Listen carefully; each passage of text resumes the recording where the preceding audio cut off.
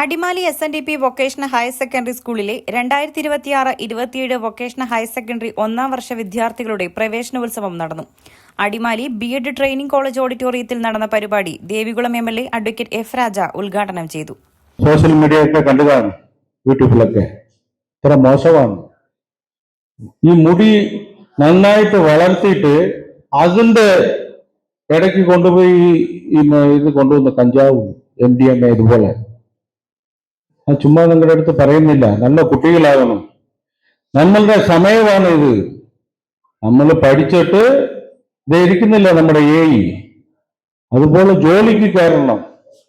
എന്നാലേ നമ്മുടെ മാതാപിതാക്കളോട് കഷ്ടപ്പെട്ട് നിങ്ങൾ ചുമ്മാ അല്ല, നിങ്ങൾ +2 വരെ പഠിക്കുന്നത് തന്നെ എത്ര ചെലവാ, എത്ര കഷ്ടപ്പാടുണ്ട് നമ്മുടെ മാതാപിതാക്കൾ.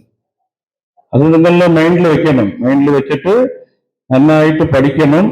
ഒന്നാം വർഷ വിദ്യാർത്ഥികൾ സ്കൂൾ അധ്യാപകരുടെ കയ്യിൽ നിന്നും അക്ഷരജ്യോതി തെളിയിച്ചു. പരിപാടിയിൽ PTA പ്രസിഡന്റ് കിഷോർ S. അധ്യക്ഷത വഹിച്ചു.